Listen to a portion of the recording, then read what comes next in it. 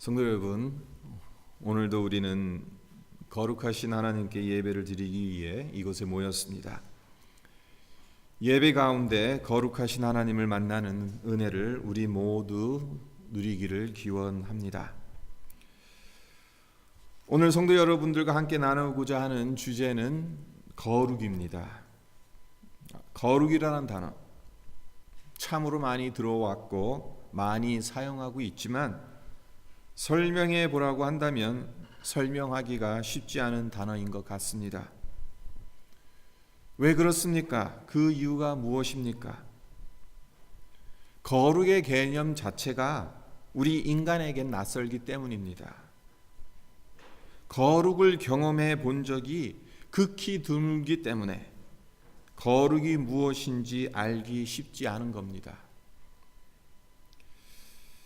문자적으로 성경에서 거룩은 구별됨을 의미합니다. 이 정의에 따르면 하나님은 원래부터 피조물들과 구별된 존재이시잖아요. 그렇기 때문에 거룩한 분이라고 말하는 겁니다. 모든 피조물에는 시작이 있지요. 태어난 시점이 있습니다. 창조되어진 시점이 있어요. 그러나 하나님은 어떤 분이십니까? 시작이 없으신 분이에요. 끝도 없으신 분입니다. 이 사실 하나만 봐도 하나님은 우리와는 다른 존재인 거예요. 구별된 분이시라는 겁니다. 또한 이 지구상의 모든 생명체, 하나님의 도움 없이 살아갈 수 없습니다. 하지만 하나님은 스스로 존재하십니다. 어느 누구의 도움도 필요 없으신 분입니다. 이것에서도 하나님은 피조물들과 구별되어지시는 거죠. 이것이 거룩의 정의입니다. 그리고 이러한 이유 때문에 거룩이라는 단어를 빼놓고는 하나님을 이야기할 수가 없어요. 하나님의 속성들 여러 가지가 있습니다. 그 중에서 가장 근본적인 속성이라고 한다면 거룩인 거예요. 왜냐하면 우리와 구별되어지는 부분들, 하나님이 하나님 되심을 드러내는 속성이기 때문에. 오늘 함께 읽은 본문 말씀은 이사야가 환상 가운데 하나님의 부르심을 받는 장면인데 3절을 보면 스랍들이 거룩하다 거룩하다 거룩하다 만군의 여호와여라고 외치고 있지요. 계시록 4장 8절에도 보면 이와 비슷한 말씀이 나옵니다. 거룩하다 거룩하다 거룩하다 주 하나님 곧 전능하신 이여 전에도 계셨고 이제도 계시고 장차 오실 이시라. 거룩하다는 말을 3번 반복해요. 성경에서 3번 반복하는 것은 최상급을 표현하는 문법적인 장치입니다. 최고로 강조하는 거예요. 따라서 더 이상 강조할 수 없을 만큼 하나님은 거룩하시다는 것을 표현하는 것입니다. 이 세상 그 어떤 것도 하나님보다 더 거룩한 존재가 없다라는 것을 하나님을 가리켜 거룩하다 거룩하다 거룩하다 점점 이게 강해지는 거거든요. 그런 식으로 표현하는 것입니다. 성도 여러분, 하나님의 속성 중에 우리에게 가장 익숙한 속성이 무엇입니까? 사랑이잖아요. 사랑. 하나님은 사랑하신. 하나님 하면 제일 먼저 떠오르는 것이 사랑의 하나님입니다.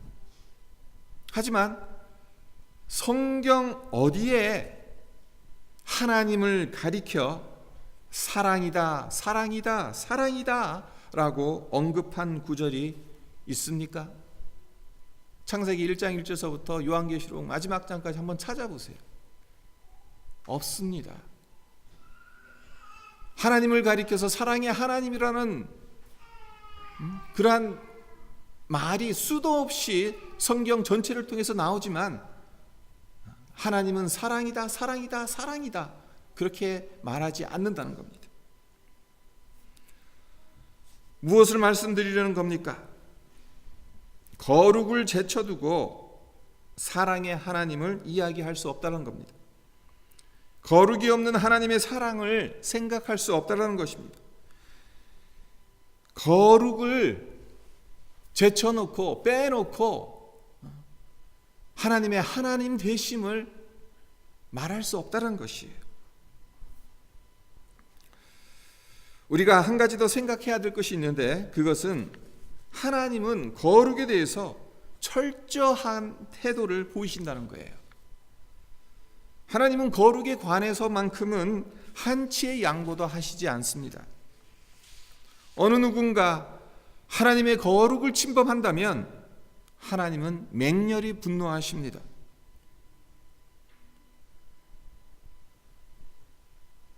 구약 전체를 통해서 하나님께서 끊임없이 이스라엘 백성들을 징계하시고 심판하시는 것이 무엇이에요? 우상 숭배잖아요.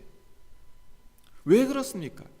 하나님의 거룩하심을 침범했기 때문인 거예요. 결국에는 거룩하신 하나님 이외의 다른 신에게 절을 하기 때문에 하나님께서 맹렬히 분노하시는 것입니다. 그리고 이 점 때문에 하나님과 우리의 사이에 엄청난 간극이 존재하는 것입니다. 하나님은 우리를 만나고 싶어 하시지만 거룩한 분이시기 때문에 죄와 타협하실 수 없습니다. 죄의 문제가 해결되어야 우리를 만나 주십니다. 우리가 간과하는 게 있어요. 우리가 자꾸 오해하는 게 있어요. 하나님의 사랑, 무조건적인 사랑, 자비로운 사랑, 긍휼이 많으신 사랑, 그래서 뭐든지 받아주는 사랑, 있는 그대로 받아주시는 사랑, 맞습니다. 무조건적인 사랑입니다. 무엇을 원하는 사랑이 아니에요. 일방적으로 우리에게 주시는 사랑입니다. 하지만 간과하지 말아야 하는 것은 그 사랑은 동시에 거룩한 사랑이라는 거예요.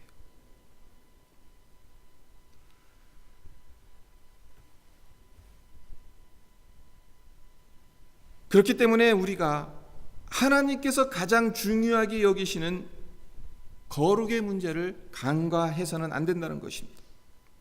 하나님께 중요한 거룩을 소홀히 다루면서 신앙생활을 할 수 없다는 것입니다. 우리가 주님을 믿는다고 하지만 세상 사람들과 별반 다를 바 없는 모습으로 살아가는 이유가 무엇인가? 한번 생각해 보십시오. 우리가 연약해서 그렇죠. 하지만 이런 생각도 해볼 필요가 있어요. 하나님이 중요하게 생각하시는 거룩을 중요하게 생각하지 않기 때문은 아닐까? 거룩의 문제는 하면 좋고 안 해도 상관없는 선택의 문제가 아닙니다. 베드로전서 1장 15절에서 16절을 보면 오직 너희를 부르신 거룩한 자처럼 너희도 모든 행실에 거룩한 자가 되라. 기록하였으되 내가 거룩하니 너희도 거룩할지어다 하셨느니라. 사도 베드로가 이렇게 말하고 있는데요.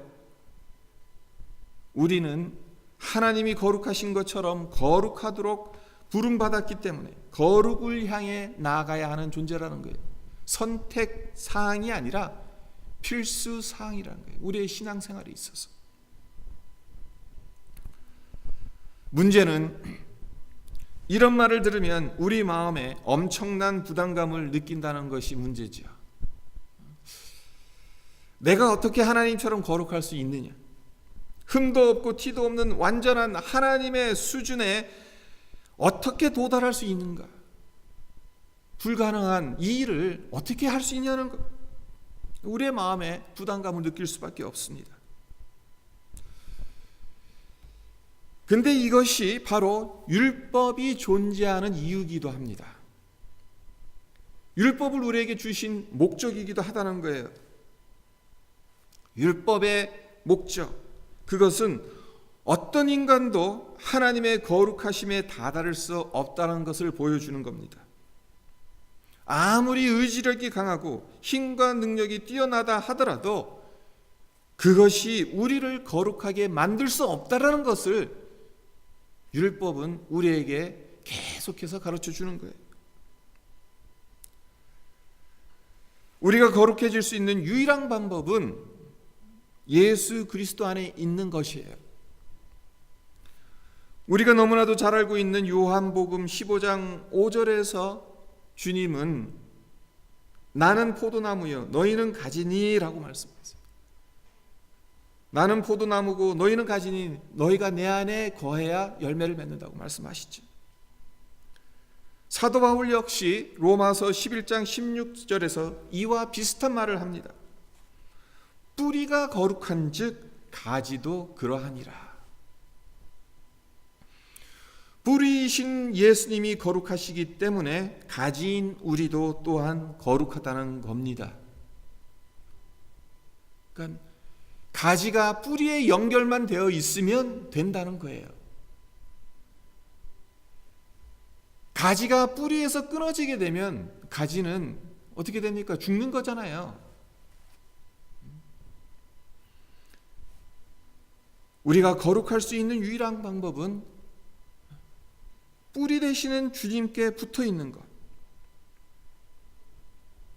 거룩은 우리가 행하거나 획득하거나 차차 이루어 나갈 수 있는 성질의 것이 아닙니다. 거룩이란 결국 믿음에 관련된 겁니다. 거룩으로 인도하는 길은 인간의 노력이 아닌 믿음인 거예요. 믿음을 가지고 주님 안에 머무를 때만 하나님께서 우리를 거룩하다고 인정하시는 겁니다. 우리가 예수님의 거룩을 의지할 때만 우리는 거룩할 수 있는 거예요. 그렇다면 거룩하신 하나님을 만나게 되면 어떻게 됩니까? 오늘 본문 말씀을 보게 되면 거룩하신 하나님을 만난 이사야가 어떻게 반응했는지가 나오는데 5절을 보세요. 이사야가 화로다 나여 망하게 되었다라고 고백하고 있죠. 여기서 망하게 되었다라는 것, 이 말이 의미하는 바가 뭐냐면요, 완전히 밑바닥에 떨어졌다는 겁니다. 더 이상 내려갈 곳이 없다는 거예요. 더 이상 무너질 것이 없다는 거예요. 더 이상 기대할 것이 없는 재앙과 파멸에 이르렀다는 겁니다. 이사야가 거룩하신 하나님을 만나기 전에는 자신의 상태가 이 정도인 줄은 몰랐던 거예요. 그렇습니다. 우리 인간은 자기 자신에 대해 잘 안다고 생각하지만 실제로는 그렇지 않습니다. 거룩하신 하나님을 만나기 전까진 내 자신을 제대로 알 수 없습니다. 거룩하신 하나님 앞에 서기 전까진 우리는 우리의 상태를 정확하게 볼 수 없습니다. 내가 어느 정도로 죄인인지조차 알지 못합니다. 거룩하신 하나님을 만나야 내가 얼마나 절망적인 존재인지를 깨달을 수 있는 것입니다. 우리가 살고 있는 이 시대, 죄에 대해서 점점 더 무감각해져 가는 시대라고 흔히 말하고 있는데 왜 죄에 대해서 점점 더 무감각해져 가는 것이겠습니까? 거룩하신 하나님을 만나지 않아서 그런 것 아니겠습니까?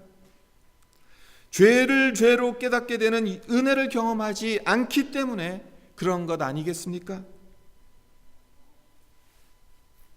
흔히 위로받고 평안을 얻고 힘을 얻어야 하나님의 은혜를 받았다고 생각하기 쉽지만 죄를 죄로 깨닫지 못한다면 그 어떤 것도 은혜가 될 수 없습니다. 십자가의 은혜, 그냥 오는 것이 아닙니다. 절망적인 죄의 문제로 아무것도 할 수 없고, 그래서 화로다 나여 망하게 되었도다라는 처절한 탄식이 나와야 그리스도의 십자가가 나에게 소망으로 다가올 수 있는 거예요. 우리 모두 거룩하신 하나님을 만남으로 이 은혜를 경험하시기를 바랍니다. 이사야가 거룩하신 하나님의 영광을 경험하며 자신의 절망적인 영적 상태를 깨닫게 되고 난 이후 그가 첫 번째로 고백하는 것이 무엇이죠? 나는 입술이 부정한 사람이라고 고백하고 있습니다. 자기 입술이 부정하다는 것을 스스로 인정하고 있는데, 죄를 깨닫게 되었을 때 가장 먼저 보이는 것은 우리의 입술이에요. 입술의 죄가 제일 먼저 떠오릅니다.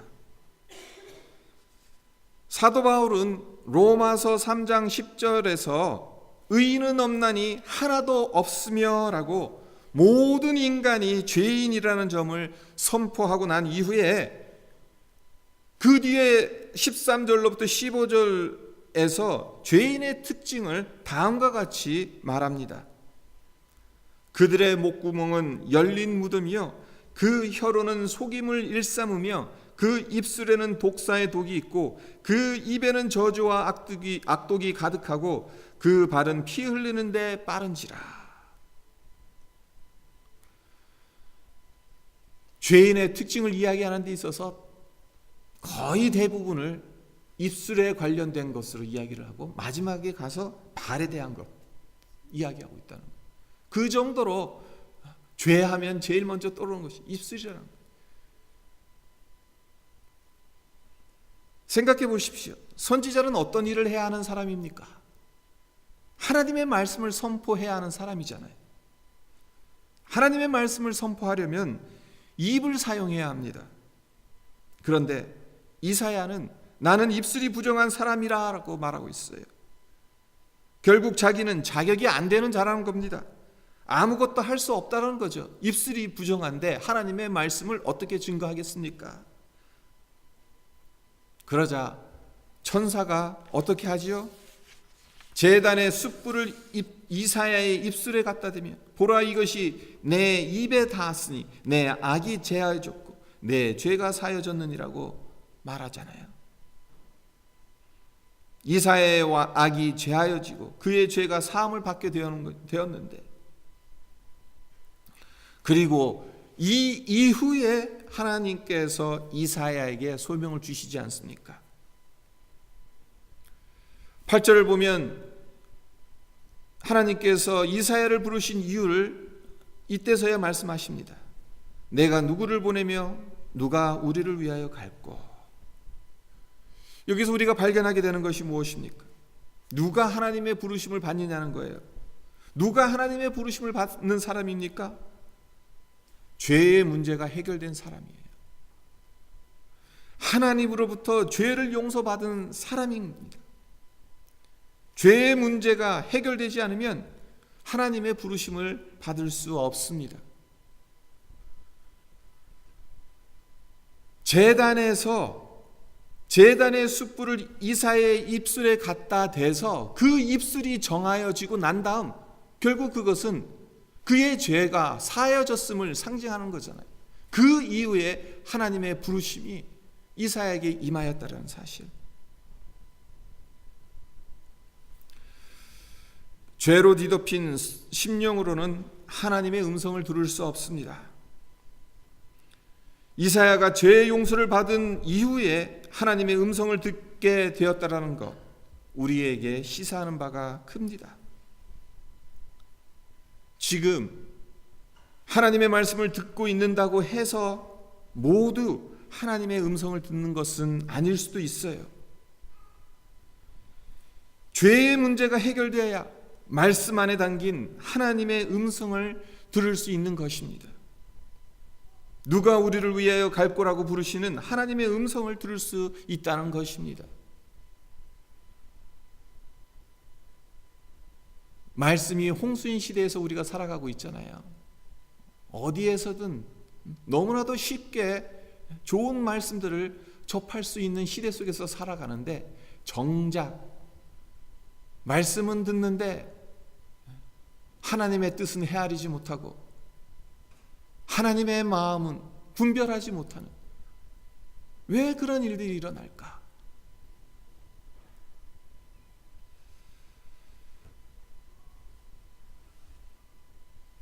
죄의 문제가 분명하게 다루어지지 않으면 거룩하신 하나님을 위해 어떤 일도 할 수 없다라는 사실, 해보아도 아무것도 되지 않는다라는 사실, 부르심을 받은 자는 죄와 구별된 거룩한 자여야만 합니다. 자신의 죄를 감추지 않고 죄악된 자신의 상태를 솔직하게 인정하는 사람이 하나님의 부르심을 받을 수 있는 것이에요. 한 가지 더 상고해야 할 점은, 죄의 문제를 해결받았다는 것, 그것은 하나님 앞에서 철저히 깨어졌다, 이것을 의미한다는 겁니다. 화로다 나여 망하게 되었도다, 앞서 말씀드린 것처럼 완전 밑바닥에 떨어졌다는 거잖아요. 완전히 깨어졌다는 겁니다. 나에게서는 어떤 소망도 발견할 수 없다는 것을 인정하는 철저한 자기 부인입니다. 내가 무엇인가를 할 수 있다고 생각한다면 아직도 갈 길이 먼 것입니다. 주님의 몸된 교회를 섬기는 데 있어서도 무엇을 하기 전에 우리 자신이 먼저 깨어져야 하는 거예요. 우리의 질그릇이 깨어져야 질그릇 안에 있는 보배 대신 그리스도가 드러날 수 있는 것입니다. 깨어지지 않으면 그리스도가 드러나실 수가 없습니다. 우리 스스로 준비되었다고 생각하는 것과 하나님 보시기에 준비된 것은 엄청난 차이가 있습니다. 우리는 하나님 앞에서 스펙을 쌓으면, 경험을 쌓으면, 열심히 일하면 하나님이 사용하실 거라고 생각합니다. 그러나 이것은 크나큰 착각입니다. 하나님 보시기에 준비된 자는 자신이 얼마나 망하게 된 자인지를, 그리고 그런 가운데에서 하나님께서 건져주셨다는 것을 아는 자들입니다. 우리는 거룩한 하나님의 백성입니다. 거룩을 생명처럼 여겨야 하는 자들이에요. 하나님이 거룩하시니 우리 또한 거룩해야 하는 자들이라는 것을 명심해야 합니다.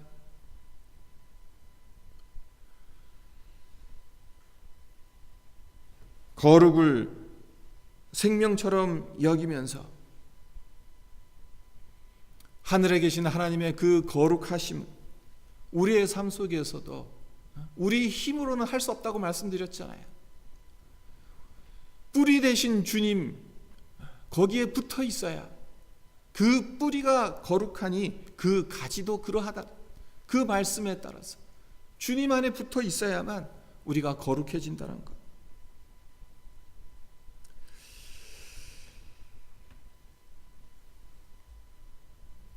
이 하나님께서 이 시대를 향해 가장 관심 있게 보시는 것 중에 하나가 무엇인가? 거룩의 문제가 아닐까 우리는 생각해 봐야 합니다. 거룩은 구별되었다라는 뜻이라고 말씀드렸어요. 구별되지 않으면 그 자체는 거룩이 될 수가 없어요. 우리에게 적용하자면, 우리가 세상으로부터 구별되지 않으면 우리의 생각과 마음과 입술과 행동과 이런 모든 것들이 세상의 것들과 구별되어지지 않으면 우리는 거룩할 수 없다는 거예요. 거룩을 향해 나아가는, 우리가 거룩을 향해 나아가야 갈 때만 하나님의 부르심을 우리가 제대로 이해할 수 있고 그 부르심을 쫓아서 살아갈 수 있다는 것을 오늘 본문 말씀인 이사야서 6장을 통해서 우리가 살펴보았는데, 바라기는 우리 모든 성도들 거룩하신 하나님 만나서 그 안에서 내 자신이 어떤 존재인지를 정말 깨닫게 되고, 그로 말미암아 내가 하나님으로부터 정말 죄 사함을 받아야 되는 존재입니다. 그것을 깨달으면 깨달을수록, 그 사유하심의 은혜에 들어가면 들어갈수록 우리를 부르신 그 하나님의 부르심이 무엇을 의미하는지를 더욱더 구체적으로 알아갈 수 있다는 것을 우리 모두 깨닫고 그렇게 살아가는 우리 모두가 되기를 주님의 이름으로 축원드립니다.